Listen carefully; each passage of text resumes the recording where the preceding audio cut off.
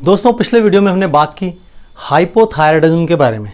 हमने जाने 10 ऐसे सिम्टम्स जिससे आप हाइपोथायराइडिज्म का पता लगा सकते हैं। आज के वीडियो में हम बात करेंगे कि इस हाइपोथायराइडिज्म की जो समस्या है, ये जो सिचुएशन है जिसमें हमारा थायराइड ग्लैंड अंडर परफॉर्म कर रहा होता है, जितना हार्मोन चाहिए उतना प्रोड्यूस नहीं कर पा रहा होता है, उससे कम प्रोड्यूस कर रहा होता है। इस सिचुएशन से बाहर निकलने का रास्ता आज हम जानेंगे। तो दोस्तों, बहुत ध्यान से सुनिएगा। मैं आपको न्यूट्रिशन से रिलेटेड कुछ रेमेडीज़ बताऊंगा, कुछ सोल्यूशन बताऊंगा, है ना। आप कैसे अच्छा पोषण इस्तेमाल करके इस परिस्थिति से बाहर आ सकते हैं। तो आइए बात शुरू करते हैं।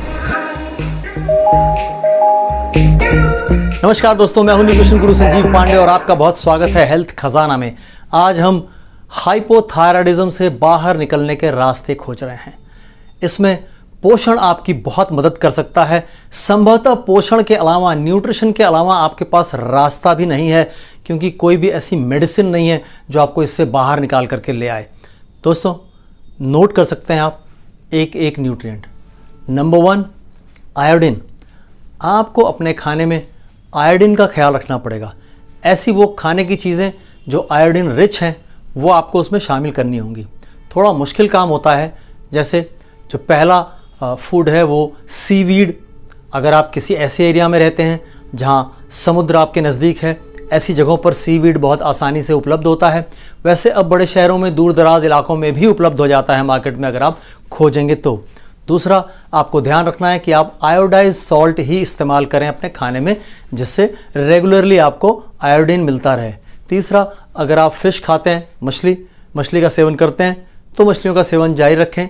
उसमें भी आपको ठीक ठाक मात्रा में आयोडीन मिलता है। यदि यह सब संभव नहीं है तो फिर आप सप्लीमेंटेशन का इस्तेमाल कर सकते हैं।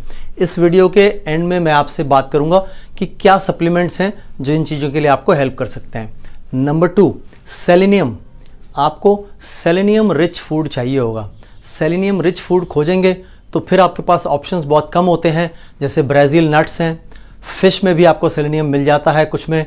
इसके अलावा टर्की, ये सब हमारे देश में संभव नहीं होता, लेकिन सेलेनियम सबसे अच्छी तरीके से आप सप्लीमेंटेशन के जरिए पूरा कर सकते हैं। Number 3, omega 3 fatty acids.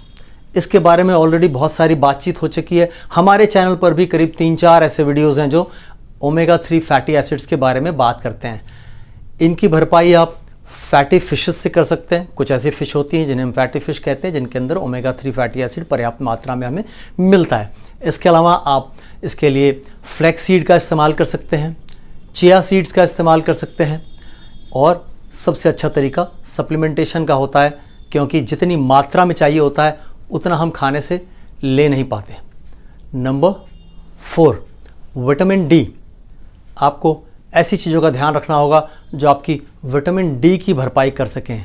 Again, इसमें एक बार फैटी फिशेस आपको हेल्प करती हैं।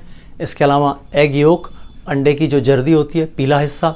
इसके अलावा फिर फोर्टिफाइड डेयरी प्रोडक्ट्स आते हैं। फोर्टिफाइड का मतलब होता है जब किसी चीज़ में एडिशनल माइक्रो न्यूट्रिएंट्स ऐड किए जाते हैं। जैसे डेयरी प्रोडक्ट्स में ये हमको देखने को मिलता है। दूध भी आता है इस तरह का जो फोर्टिफाइड होता है, उसमें एक्स्ट्रा माइक्रो न्यूट्रिएंट्स ऐड किए जाते हैं। तो यदि आपको फोर्टिफाइड डेयरी प्रोडक्ट्स उपलब्ध होते हैं तो वो भी आपको विटामिन डी दे सकते हैं। लेकिन जो सबसे अच्छा स्रोत है आपके पास वो है सनशाइन, धूप, सूरज की रोशनी में थोड़ा समय बिताएं। और इसके लिए आप सप्लीमेंटेशन भी कर सकते हैं। लेकिन ये सब खाने की चीज़ों से विटामिन डी मिलने के बावजूद अगर आप धूप में नहीं समय बिता रहे तो फिर वो एक्टिव फॉर्म में कन्वर्ट नहीं होगा और वो बहुत इस्तेमाल नहीं हो सकेगा। Number 5, iron. Iron rich food आपको बहुत अच्छे से पता है, बचपन से सुनते आ रहे होंगे। हरी पत्तेदार सब्जियां खाएं, पालक खाएं। इसके अलावा रेड मीट में भी आपको पर्याप्त मात्रा में आयरन मिल जाता है यदि आप मीट का सेवन करते हैं। और फोर्टिफाइड सीरियल्स आते हैं जिनमें आयरन, जो कि आयरन रिच होते हैं। ऑल्दो हमारे देश में फोर्टिफाइड फूड्स का भी बहुत फैशन नहीं है, लेकिन अगर आप खोजेंगे तो आपको मिल जाएगा। उनके पैकेट्स के ऊपर लिखा रहता है कि इसमें क्या एडिशनल माइक्रोन्यूट्रिएंट्स ऐड किए गए हैं। अगेन, आप एक बार आयरन के लिए एक सप्लीमेंट भी यूज़ कर सकते हैं, एक अच्छा सप्लीमेंट जो फॉलिक एसिड के साथ आयरन आपको देता हो। Number 6, zinc. आपको जिंक रिच फूड्स की भी तलाश करनी होगी। और एक बार फिर यहाँ ऑप्शंस बहुत कम हो जाते हैं। ऑयस्टर्स अगर आप खाते हैं, अगर आपको उपलब्ध हैं तो, चिकन अगर आप खाते हैं तो, and last but not least supplements. इन सब चीज़ों की भरपाई अगर आप अपनी डाइट में लगातार कर रहे हैं तो आपका रास्ता खुल जाता है हाइपोथायराइड की सिचुएशन से बाहर निकलने का। नंबर 2, ऐसे खाद्य पदार्थ, ऐसे फूड आइटम्स जो आपको परहेज करने होंगे। कुछ ऐसी चीज़ें होंगी जिनसे आपको थोड़ा दूरी बनानी होगी। इसमें number 1, soy and soy products. Soy एक बहुत अच्छी चीज़ है, बहुत हाई प्रोटीन फूड होता है, लेकिन इस परिस्थिति में वो आपके थायराइड फंक्शन के साथ इंटरफेयर करता है, तो इसको आपको थोड़ा रेस्ट्रिक्ट करना होगा। कम करें, कम से कम रखें। बंद कर देंगे तो अच्छी बात है। Number 2, cruciferous vegetables. ये क्रूसीफेरस वेजिटेबल्स एक ग्रुप ऑफ वेजिटेबल्स है जो कि एक बार फिर सेहत के लिए बहुत अच्छे होते हैं, है ना। जैसे ब्रोकली, पत्ता गोभी, फूल गोभी, गांठ गोभी, है ना। ऐसे ये जो हैं ये सब क्रूसीफेरस वेजिटेबल्स हैं, सेहत के लिए बहुत अच्छे होते हैं, बहुत फ़ायदेमंद होते हैं। लेकिन इस स्थिति में नहीं, जब आप हाइपोथायराइडिज्म से गुजर रहे हैं, जब आपका थायराइड ठीक से फंक्शन नहीं कर रहा है, अंडर परफॉर्म कर रहा है, इस परिस्थिति में ये थायराइड फंक्शन के साथ इंटरफेयर करते हैं, तो उसमें दिक्कत आएगी आपको। And number 3, processed food. Processed food किसी भी तरह से अच्छा नहीं है आपकी सेहत के लिए, लेकिन जब आप ऐसी सिचुएशन में हैं जहां आप हाइपोथायराइड डिसऑर्डर से गुजर रहे हैं, ऐसे में प्रोसेस्ड फूड आपको बहुत ज़्यादा नुकसान पहुंचा सकते हैं, क्योंकि उनके अंदर बहुत सारी ऐसी चीज़ें होती हैं जो कि अनहेल्दी होती हैं। उसमें बहुत सारे एडिटिव्स मिले होते हैं जो कि आपकी सेहत को पूरी तरह से बिगाड़ सकते हैं। और हम अभी कोशिश कर रहे हैं हाइपोथायराइडिज्म से बाहर आने की, तो बाहर आने की तो छोड़ दीजिए, वो सिचुएशन को और वर्स कर सकते हैं। तो ये 3 तरह की चीज़ें आपको रोकनी होंगी। और कुछ टिप्स और आपको बताता हूँ जो लाइफस्टाइल से संबंधित हैं। अगर आप इनको भी एकोमोडेट कर पाएंगे तो आपका रास्ता आसान होगा।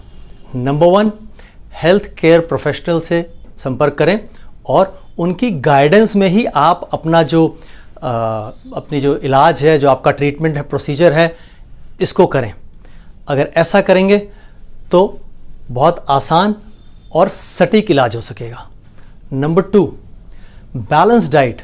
बैलेंस डाइट यानी कि न्यूट्रिशन डेंस आपकी डाइट होनी चाहिए, जिसमें तमाम तरह के जो माइक्रो न्यूट्रिएंट्स हैं वो सब आपको मिल रहे हों पर्याप्त मात्रा में। तो ये आपके ओवरऑल हेल्थ को भी सपोर्ट करेगा और इस सिचुएशन से बाहर लाने में भी आपकी मदद करेगा।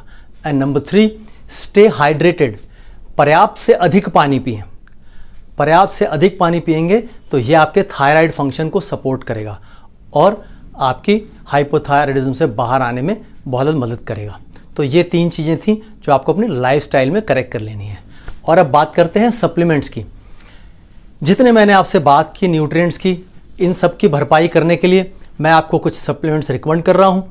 यदि आप इनको लेंगे तो आपका रास्ता आसान होगा। Number 1, Nutrilite daily plus multivitamin and multi mineral supplement है। Then Nutrilite salmon omega 3 fatty acid supplement है। Then vitamin D plus, vitamin D की आवश्यकता पूरी कर देगा। जो मैंने आपको मल्टीविटामिन मल्टी मिनरल बताया डेली प्लस, उसमें आपकी आयोडीन, सेलेनियम, जिंक, आयरन, इन सब की भी भरपाई हो जाएगी। साथ में आप एक न्यूट्रालाइट कैलमैक डी विथ K2, जिसमें आपका कैल्शियम, जिंक, इनकी भरपाई हो जाएगी और आप न्यूट्रालाइट चेरी आयरन ले सकते हैं। इस तरीके से ये पूरा एक पैकेज हो जाएगा और ये आपको हेल्प करेगा हाइपोथायराइडिज्म से बाहर आने में।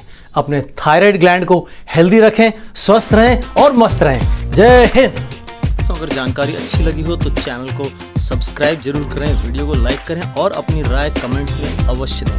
दोस्तों, हमारे चैनल से संबंधित सभी महत्वपूर्ण जानकारियां इस वीडियो के डिस्क्रिप्शन में दी हुई हैं, जैसे कि आप हमसे कैसे संपर्क कर सकते हैं प्रिस्क्रिप्शन बनवाने के लिए और हमारी राय लेने के लिए अपनी किसी भी दिक्कत परेशानी के बारे में। Thank you.